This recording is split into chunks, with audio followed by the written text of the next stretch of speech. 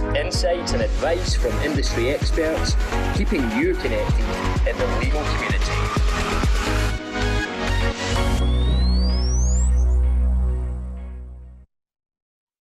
Well, good afternoon everyone, and welcome along to episode 5 of In Discussion with Denovo, connecting the legal community with interviews, insights and advice from industry experts. I'm here, as always, with my colleague Stephen Hill, Operations Director from Denovo, and our guest today, Dave Kerr and Chris Davidson, both of whom are directors at legal marketing specialist Moore Legal Technology. So just a bit of background about MLT. So they were founded by former lawyer Stephen Moore. And really what makes MLT unique is that most of their team members have got a legal sector background. They're either qualified lawyers, legal marketeers, and law graduates. And with a blend of legal and technical expertise, that sets them apart really from the competitors. Their aim is to help law firms be successful. They've been involved in online marketing since 2003, and their primary focus is always on delivering significant returns on investment for their clients. Their entire approach is built around this and informed by their experience of what works to generate new business. And they primarily want to help your law firm grow. Everything they do for their clients is designed to help them grow their bottom line. They utilise a lot of success drivers for their clients, including brand development, the development of content-rich, conversion-focused websites, SEO, PPC, email marketing, PR, lead nurturing, call handling support, and even sales training. And in this episode today, Chris and Dave will discuss the impact of coronavirus and what impact that's had on consumer behaviour, what trends are emerging, and also look at the tools and technologies that their clients are utilising to maintain business continuity. We'll also discuss what permanent impact the current situation will have on consumer behaviour, how firms can future-proof themselves and take a more practical look at what you can do today to continue to generate growth. So thanks for joining us, guys. Thanks for having us both. Speak again. Yeah. So today, we've had a bit of an overview. The guys will go into that in a bit more detail. We'll jump right into the discussion and talk a little bit about the success going forward for firms. We'll have, as always, our Q&A. We'll talk about next week's episode, how you can get in touch with the guys from Moore Legal, and how to watch the episode again. So with that in mind, I think we'll just jump into this, guys. And my first question to you is, what impact has coronavirus and lockdown had on your clients and the legal sector in general, in your view? Right, Dave, will I go first? Is that okay? Yeah, carry on. So, I mean, clearly there was an impact, a quite immediate impact. You know, generally speaking, late March into April, we saw a drop in visits and inquiries across our entire client portfolio. And due to ongoing research that we do, we also witnessed a drop in search volume for certain legal services. The flip side of the coin was that, you know, as search dipped for certain legal services, search volume for other legal services increased. So, for example, whilst there was an immediate drop-off in the most part for residential conveyancing, good example, certain types of criminal defence work, road traffic being an obvious example, as nobody was out in their cars. We did see search volume increase for other areas of law, certain private client services, such as wills and power of attorney, obviously employment law, debt recovery, insolvency. Perhaps surprisingly, given what we saw in residential conveyancing, we saw an increase in search related to commercial property. And you know, I think a few weeks ago now, we saw the news coming out of China that post their lockdown, there had been an increase in divorce. That was mirrored then in Germany, and certainly our research shows that is happening just now, more in the south of the country, kind of London and surrounding areas. But we have seen an increase in search around family law and divorce in particular. So whilst there were obviously negative consequences, we did see opportunities in there as well. And many of our clients would fall into the category of being general practice. So our first challenge was to help them pivot or to place more focus from a digital marketing perspective as quickly as possible, into areas of law that weren't as adversely affected by the whole situation as others. Dave, you want to jump in? Yeah, not to add to that, other than to say that the impact was, there was quite a pronounced sort of series of waves in terms of online traffic to law firm websites, and that there was obviously an immediate dip as people began the process of themselves working from home, furlough, legal needs took a back seat, I suppose. Then there was a sort of stabilisation, albeit at a reduced level. And during that stabilisation, inquiries were lower, but in the last week or two, inquiries have started to creep back up across our clients, partly driven by some of the steps that we've helped them put in place and some of the technologies we've introduced to them to try and assist with that. But as I say, things have stabilised, certainly at lower than historic levels in terms of traffic, but not perhaps as bad as you may have feared at the very outset of this crisis. Yeah. Okay. And so with the inquiries still coming in for increased digital support, which you can understand with many firms potentially seeing this as an opportunity to enhance their communication to their clients or prospective clients. So really, as I suppose as marketeers, everywhere kind of know that when times are tough, marketing spend is often a casualty of a crisis scenario. It's the first pot to go. Did you see a move towards clients looking to stop their marketing spend at all? I think for some firms, the initial and perfectly natural reaction was to decrease outgoings wherever possible across the business, as nobody really kind of knew how this whole thing was going to play out. In some cases, it's made sense for some of our clients to lessen or pause spend in certain cases, but in the main, our clients and other firms we've spoken to have been pretty resilient in taking a positive approach to focusing on leveraging opportunities online where possible. I think the key thing for us and our clients is being as efficient as possible with whatever level of spend is available, and that's always been our approach. Not just now when budgets are perhaps more restricted. It's always been about being as efficient as possible with whatever level of spend available. It's not always so much about what you spend as how you spend it.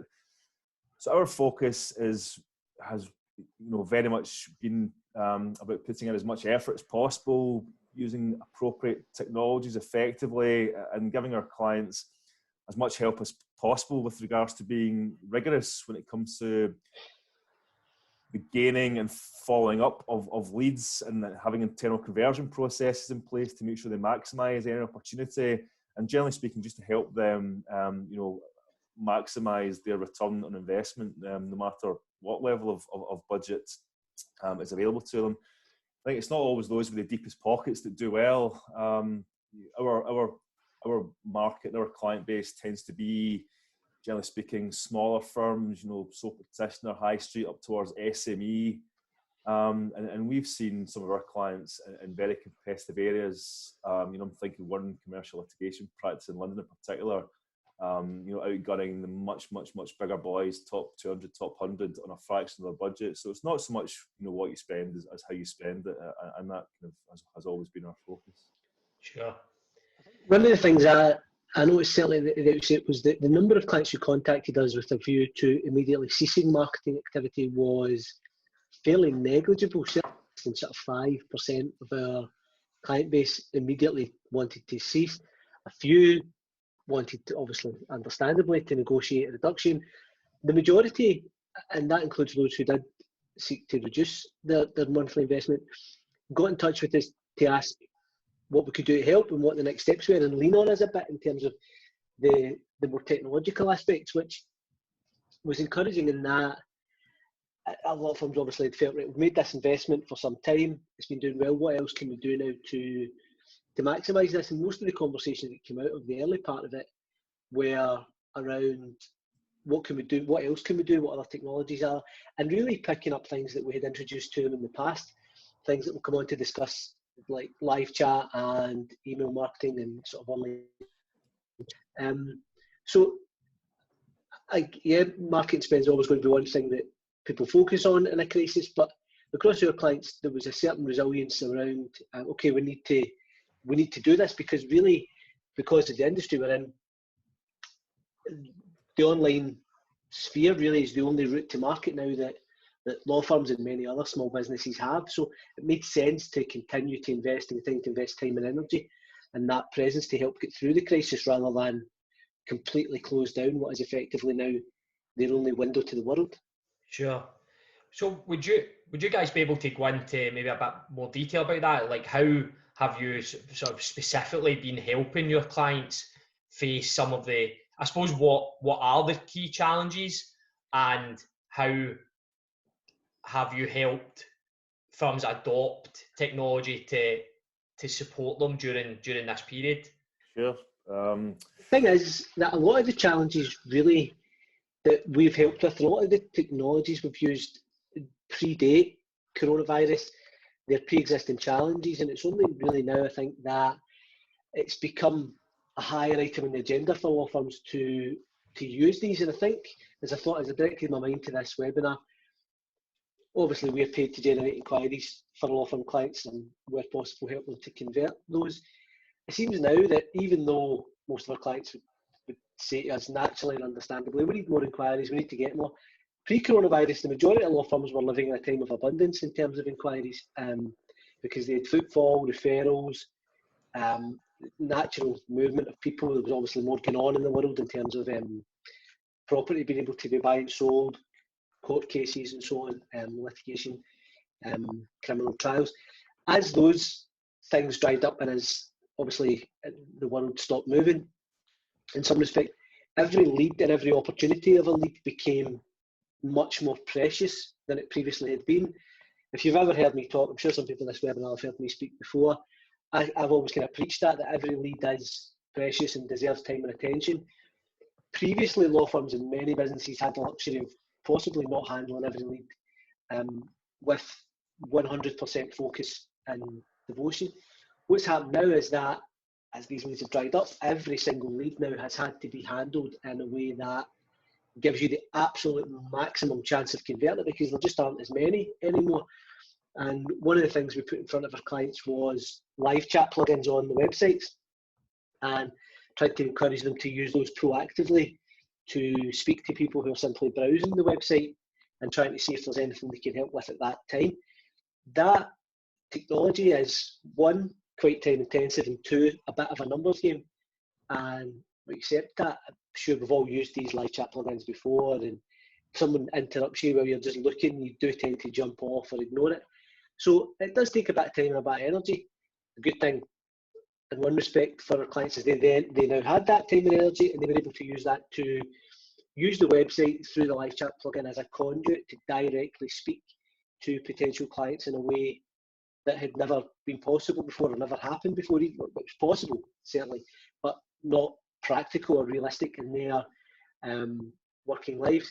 Whereas now they are able to do that and use that. And I know that the clients who I've personally worked with on that have used live chat to good effect and opened up a number of files. It's not without its downfalls, it's time consuming. There are certain elements of time and energy required to do it. And as I say, it's a numbers game. But certainly they have opened new files through it. And those are files that might not otherwise have been opened. and that's been the main kind of technology that I've been assisting clients with. Can I just jump in, Dave? Yeah, carry on. Live chat, implementation of live chat technology has been really useful and has formed part of what we are currently calling our 2020 Toolkit, which is a device we've developed over the last few weeks, comprising of a range of marketing activities, along with implementation of relevant technologies to help our clients more effectively engage with our clients and prospects during these times. It was very obvious to us very quickly that we had to help our existing clients, where appropriate, realign their service offering, their messaging, and develop, additional content on their website. So this led to the development of what we're calling our 2020 Toolkit, which consists, alongside live chat, the creation of boilerplate content for most core areas of practice that can be quickly added to sites and tweaked if need be. Alongside live chat implementation, we have been integrating appointment setting software with our clients' websites, video conferencing, setting up online and over the phone payment functionality. We have been encouraging our clients to be much more proactive around communicating with their existing client base through email marketing, and also, as Dave alluded to there, helping where appropriate and where possible with sales assistance and sales training to help our clients convert more of these leads. So, as Dave said, while each of these technologies has existed and been available to our clients for some time, there had been a little bit of reticence amongst many of them to go down that path. We hadn't really packaged them up as such as they are now, but we felt that now was a good time to do it. We've since started rolling this out to non-existing clients as well, and it seems to be something that's resonating and working well, which is great to see. So just to follow on from that quickly, if I'm a solicitor and I'm listening now or listening in the future to this, and I'm interested in the toolkit, yeah, I would imagine that I would want to move relatively quickly. Yes. If I've got a bit of budget sitting around that I go, do you know what, this is the time, let's do it. Yeah. How quickly can the likes of elements of your toolkit be implemented? Yeah, well, Dave's been working with a lot of firms over the last few weeks to get this stuff set up, and it is fairly. I mean, I know you've been spending a lot of time on it, but it's not something that takes weeks, is it? You can get it set up and running, in a day or two. It's fairly easy to set up. I have to say, most of the technologies that we've been using, because of the nature of the situation with it being sort of almost a crisis, really, we've had to use third-party technologies, platforms, software as a service type businesses that are already out there in the market, and really all we've done is act as a conduit to help our clients find the appropriate platform. So the assistance we provide clients is in the setup, but the fee and investment is paid to another company, to a software provider who run live chat, which is that. If you Google live chat, you'll get the one we use, Live Chat Inc. I think it's called. And the calendar software, the appointment setting software, is Calendly, which is difficult to say, obviously, but certainly if you get an accent like mine. Calend, Calendly. There's not even an easy way to really break it down, is there? So, right, I'll tell you, if anybody wants to let me know, and I'll tell you what it is. But these things are really easy to set up because these have been built from the ground up as software as a service businesses, designed to make things as sort of friction-free as possible. A bit like Zoom, who really have come into their own. It's easy setup, low-tech sort of understanding needed to get them going. And yes, I'm having a bit of a dig at you there, Chris. But they're quite easy to set up, easy to configure. The difficult part is integrating the website, which really takes 2 minutes, and even I can do it, and I'm not the most tech-savvy guy in our team. So they're all fairly straightforward because they've been built that way, they've been designed that way. And one of the reasons I think they've found that the success they have, our clients have found them easy to use, is because they have been built with both the user and the intended recipient in mind, so that they make sense for the prospective client who's on the law firm's website, and they make sense for the lawyer to use because they've been built with that user friendliness in mind.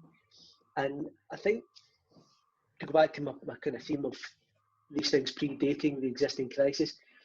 These things have always been available. One of the things, barriers to adoption, I think, has always been that law firms generally as businesses have been sort of built by accretion over, the industry has been built by accretion over a number of years, and generally speaking, I think it's unfair to say the legal industry lags behind in terms of adoption of these types of technologies. And one of the real barriers to adoption has been our clients being able to be in a position to set up the infrastructure to have their diary exposed to the world through an appointment setting software, or have a sensible means of allocating appointments among their team. It just makes more sense in the day-to-day run of things to have the standard, make a phone call, make an appointment, the receptionist or whoever sets that appointment. But because of the crisis, we've obviously had to find new ways of working, and that's what's really pushed things like appointment setting and live chat to the top of the agenda. I think some of people listening to this will no doubt have used these technologies, and be good to hear their feedback. But the appointment setting thing is one of these technologies I think you would put in place if you were starting a business from scratch tomorrow. You would think, okay, how do I most efficiently manage my diary, my calendar, and let people speak to me? Okay, I'll use this thing that lets them pick a time that suits us both, and it saves the email back and forward, trying to arrange appointments. You can set appointments with multiple parties at times that suit. So all these technologies really do, and I don't know if I'm really answering the question, if I've just gone off on a tangent here, remove some of the friction around the human element of handling clients and handling new business, and take away some of the kind of administrative overhead of that. And that really is all they're doing. As I say, that they predate coronavirus. The need for them probably predates it, but it's just now that the necessity is here, really, that these technologies have come into their own. Sure. So what have the key takeaways been then for you guys from the last few weeks in terms of your overall approach to helping firms to be successful online? I think Dave alluded to it there. It's never been clearer that a robust online presence and marketing strategy supported by the implementation of appropriate technology is vital. Certainly now, but also in the future. I'm sure I'm not speaking out of turn here when I say that, generally speaking, the legal sector has always remained a little bit behind the curve with regards to other industries and other professional services with regards to its use of technology and marketing generally. And we've seen firms take giant leaps forwards in the last few weeks out of necessity. But I think, certainly from the lawyers and law firms I've been speaking to over the last few weeks, where we're seeing an acceptance that there are other ways of working, other ways of doing things. And I get the feeling, and I'm interested to hear what you guys think of this as well, but I certainly get the feeling that, having spoken with many lawyers, that amongst the challenges, they've seen certain positives and certain changes that will stick going forward, an increased willingness to try new things, to embrace technology. And I hope that does continue, and that will certainly influence our approach to helping our clients increase their turnover, enhance their brand, improve their efficiency, and ultimately future-proof their practice. One of the key takeaways for me is that obviously there are going to be societal ramifications of this. I think now most people who are in a position where they're working from home and are able to enjoy certain aspects of it will want that to continue. I know all of us in the call doing it have young families, so obviously working from home poses its challenges, but there are good elements. There are aspects that you want to retain. There's aspects you don't want to go back to, things like long distance travel if it's not particularly necessary, and that's going to play out across society. And I know for myself, speaking in the position of a potential client of a law firm,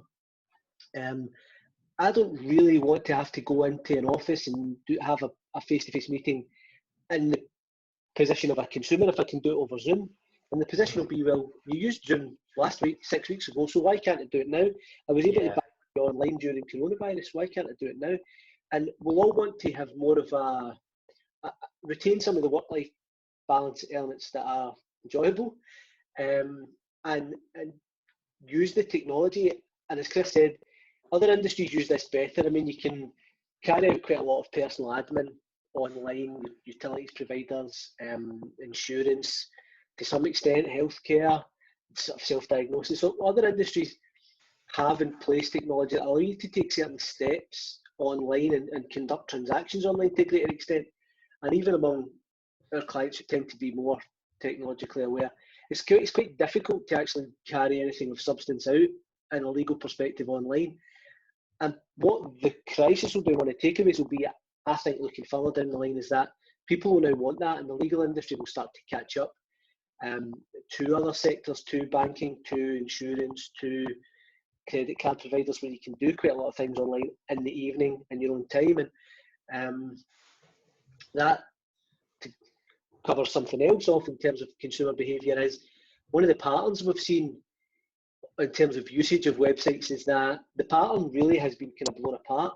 It used to be kind of 9 to 5 would be the peak times for website traffic, which mirrored people's working day, and as they went home, obviously the home life would take over. Looking at the analytics of traffic now, people are on websites much more in the evenings. They're on more at weekends now than they previously were.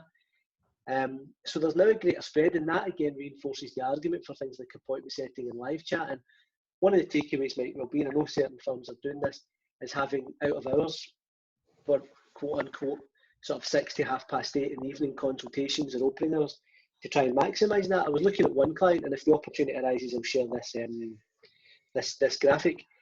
The visitors on the site pretty much subsisted at the same level from around about 8 AM to around about 8 PM. But the inquiries that were coming through peaked and troughed throughout the working day and didn't last into the evening. What that says to me is that consumers are interested in legal services and are conducting research after 5 o'clock at night, but law firms simply, in the main, aren't open or available, and they don't submit inquiries through the website because they don't feel they'll get an immediate response.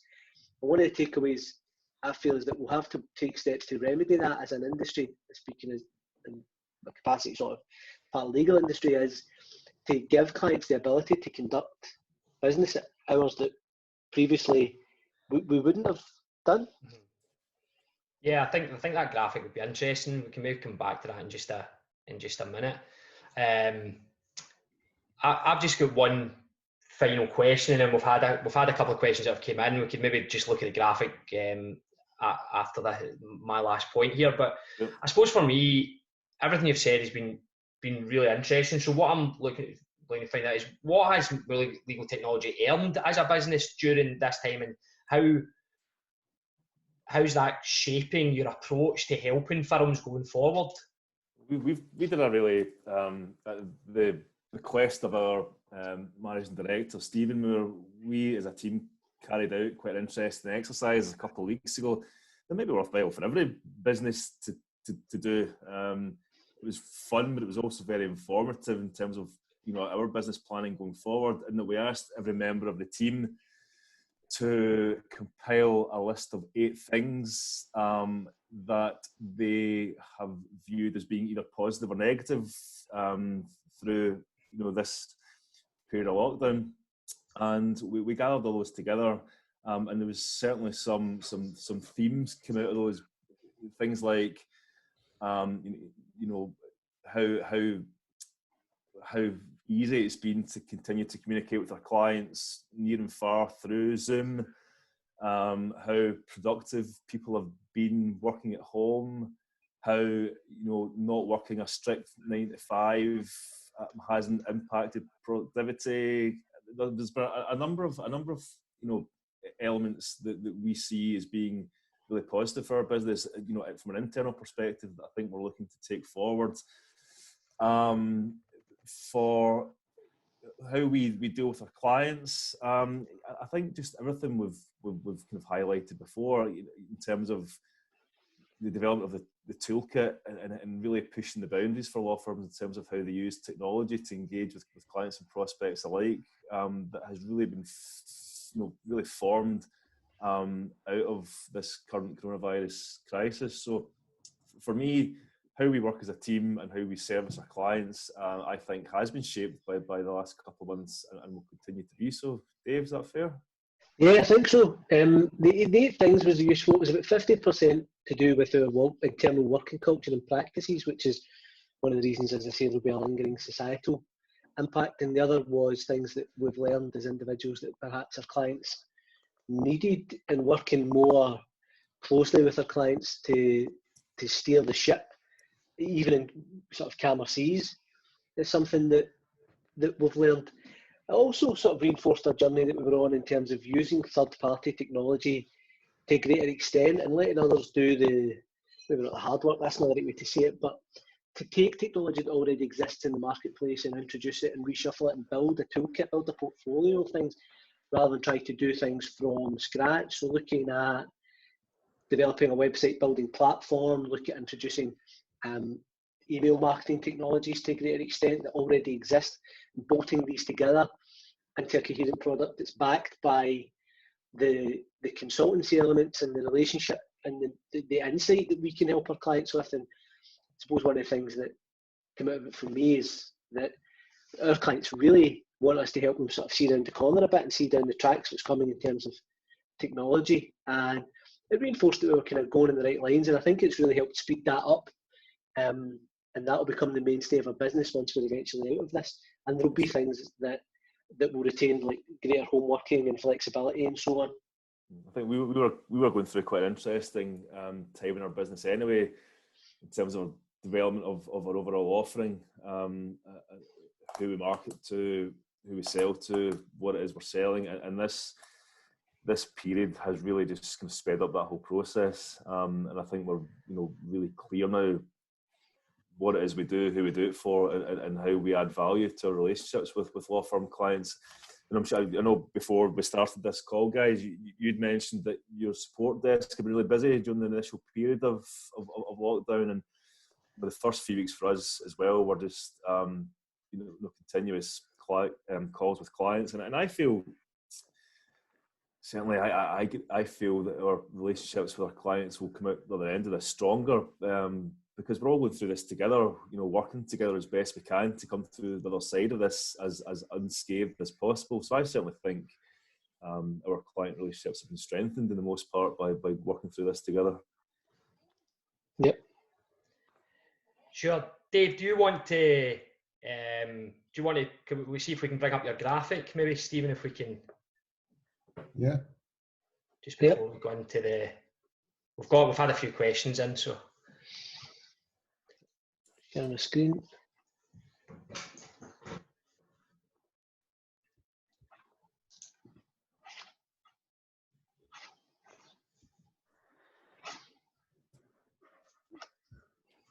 So is this on the screen now? Can everybody see this? Yeah. Yeah. So here is the sort of hourly traffic. This is across the last 2 years or so. So here's the hourly traffic. The dark blue is the number of sessions, and the lighter is the goal completion. So as you can see, there's a pattern of people using the site quite consistently to the later hours. But after sort of 4 o'clock to 5 o'clock, goal completions inquiries drop off. And one of the things that suggests to me is that consumers don't expect to reply here, so they feel that they probably won't get in touch. But they are on the site, they're using the website, they're live, they're interested in your services, they're seeing your brand, they're reading your content, they're doing things on the website related to a need they have. One of the steps forward that we're going to try and help our clients take to a great extent once this period is over is to maximise their return from this chunk of their internet traffic. And here's something similar. Users by time of day, this is just post-coronavirus. If you look at it pre-coronavirus, which sadly I don't have at my fingertips, the period here, Monday to Friday, is 95 is much, much busier, whereas now it's sort of bled out into the other times of the day. So people are looking for legal services at these times of night. I'm not sure that particularly worthwhile, but in here, if you have live chat or a call handling service or out of hours call answering or whatever the case may be, then you're certainly taking a step ahead of your competitors, because you're available at those times when people still need your services. Just at a glance, it looks as if that's maybe about a third, if not just slightly more than a third, of the overall website traffic. But because the calls to action are make inquiry, get in touch, people don't expect a response at those times, they simply aren't doing it. And who's to say they're going to come back to your website the next day or whatever? certainly that looks to me like a sort of fertile opportunity for law firms to take steps ahead of their competitors and maximise the leads or the opportunities they create for themselves. And as I say, especially now when every lead is precious because there are fewer, these are the sort of one gains that we need to be looking at. I think any data that where you can get access to that kind of information to make informed, data-driven decisions is vital, not just for law firms but for any business. So having the ability to analyse and sort of scrutinise, I suppose, who or when the traffic is on your site. I mean, especially at this time, must be a benefit in terms of when you communicate with them. So thanks very much for that, Dave. So we've had a couple of questions in. I'm just wondering if the first question, maybe the question that's just come in a moment ago, might be able to bundle that up into two. Stephen, do you want to just cover these questions off? Yeah, so we've got a few questions. They do kind of mix into the same topic, so we'll ask them individually and we'll see what kind of answers you guys want to give. So the first one we had through was, can you give us your views on the impact of social media marketing for law firms? Good. That's probably one of Dave and I's favourite topics of conversation. Who wants to go first? You, Dave? I'll go first. Right. It's a good question. It's certainly something that is part of the kind of toolkit and part of the current situation has come back because it is theoretically, I suppose, a conduit to speak directly to clients. Obviously, the live chat serves much the same sort of function, and to a lesser extent, appointment setting software and so on. There are two elements to it. There's social media marketing, there's one thing, and there are social media for law firms. And I think Chris will reflect this, my own views on social media marketing for law firms is that it's probably not worth the time and investment in terms of generating inquiries. And the reason I say that is we looked at the data on that a number of years ago, and we do kind of monitor it. It was generating very few inquiries for our law firm clients, and there are a number of reasons for that. One, I think it's very difficult for law firms to put out good quality marketing material in a world where you have businesses who have a much more compelling product, engaging brand, are able to tap into more positively desirable outcomes. So thinking things like sort of clothing brands, fast food, retailers, they're competing for the marketing space and time on people's social media timelines. And it's very difficult for a law firm to do that. And no one really takes to social media, and this is a personal viewpoint, I don't think anybody takes to social media in a buying legal services type mindset. And since I've been with More Legal Technology, a lot of firms got into it in the early days, sort of 2010, 2012, when social media was in its infancy, and then there was a clear drop-off. I think if everyone racked their brains, they would probably find that the social media landscape evolved away from people sort of looking to buy things on it. Now it is much more of a closed shop and a sort of fun distraction. And unless you have a product that fits neatly into the online social media type world, so clothing brands, experiences and so on, it's very difficult to penetrate the conversation. That's not to say social media doesn't have its place in that, telling the wider world what you're doing, what you're involved in, what the firm is and who they are, and just being a person, or being a person, I suppose, is the best way, being social on the platform and just taking part in discussions that are relevant. Might be difficult to find them online right enough, especially nowadays on social media when there are sort of 2 or 3 principal topics of conversation. But participating in the discussion and adding value, which is something hopefully we've touched on a few times, I'll come back to, is the way to carry out marketing nowadays. Deliver value and create content or produce contributions to the discussion that people find uplifting, edifying, interesting or enlightening. Simply putting out tweets or social media posts about one thing or the other is not a particularly great use of time or money for law firms, and it's not something that we particularly do for our clients anymore. It's certainly something we advise them to get involved in. something like email marketing would work better in that sphere because it's a different medium. People are, if they are interested in the content, are more likely to be minded to take the time to read and consume it. And the other element of that is that you can track people's behaviour. If they read your emails, you can begin to see how interested they are in the content. You can use software that sees what they're doing on the website and what they might be into, and begin to sort of nurture the leads that way, rather than, I suppose, attempt to speak to them or shout in their face when they're sort of in social downtime. It's a bit like going up to somebody in a bar and handing over the business card to some extent, I think. People just simply Still do that. frame of mind. I've tried it a few times recently, but not recently, no bars to go to. I think I'd had success getting up and just trying to get my phone number back in the day, but no, it's so. As I say, there could be a whole webinar devoted to this, but what are your thoughts, Chris? In fact, well, just quickly, I think we, in our experience, law firms using social media organically has never really had the traction required to see a return on investment from it.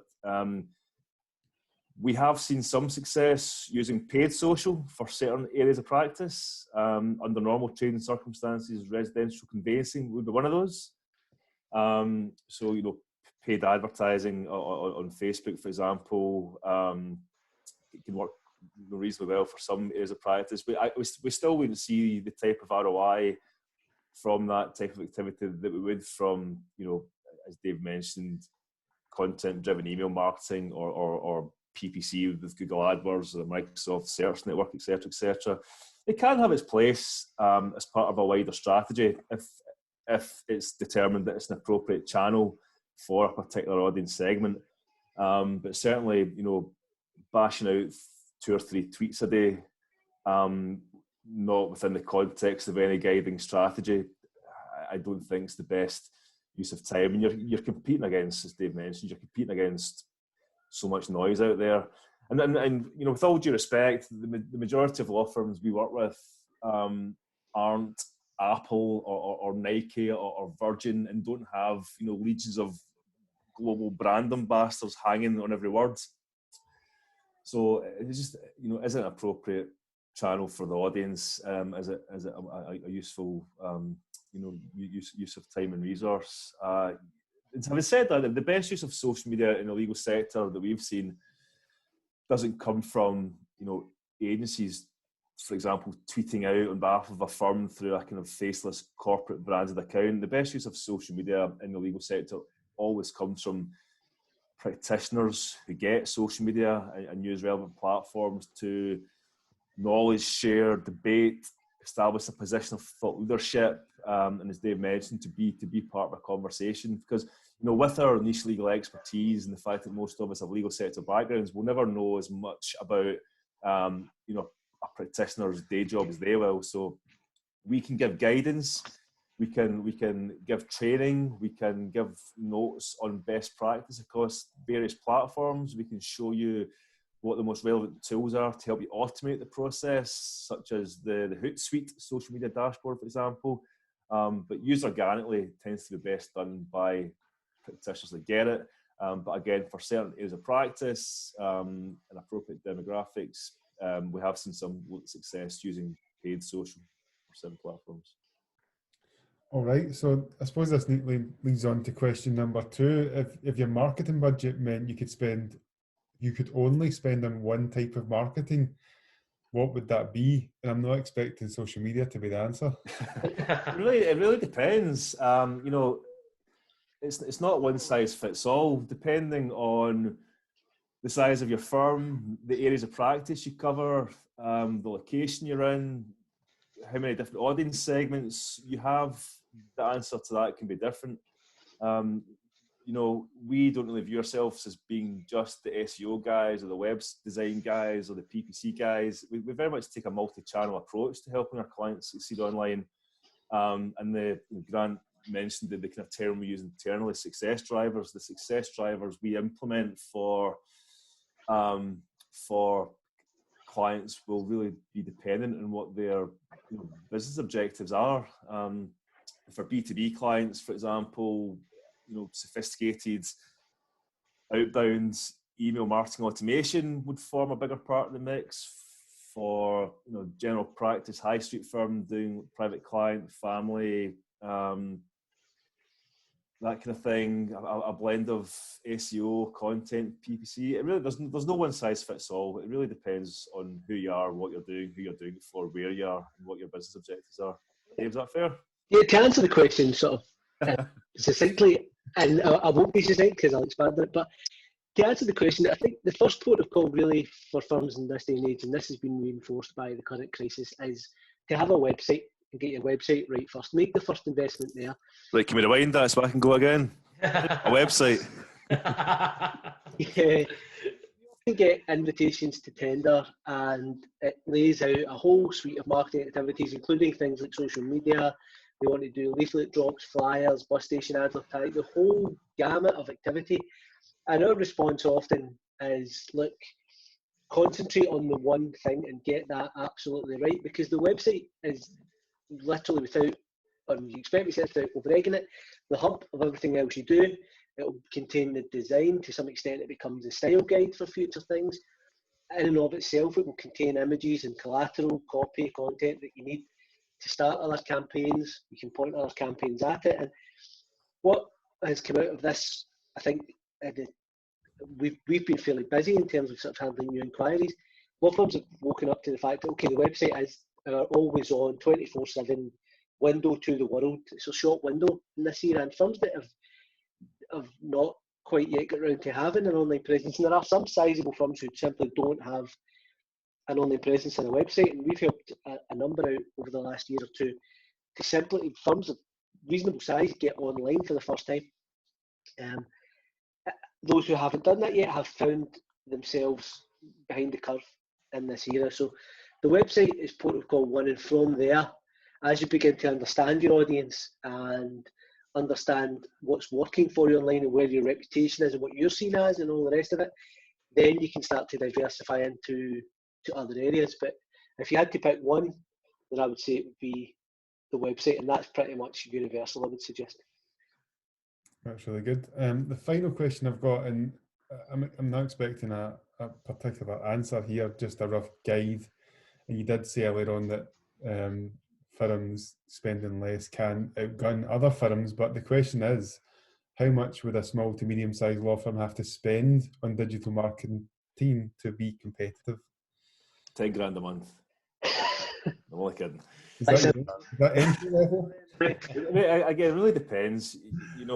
We've got firms paying us a few £100, we've got firms paying us a few £1,000. It really depends, where you are, what you're doing, who you're doing it for. Again, we're very much about, using budget as effectively as possible, whether you've got the deepest pockets or whether you're, a firm with a more restricted marketing budget. So there's no one size fits all answer to that. It really depends on myriad elements. Right, Dave, what's the answer? I was reading Gary Lineker's tweets, and he talked about.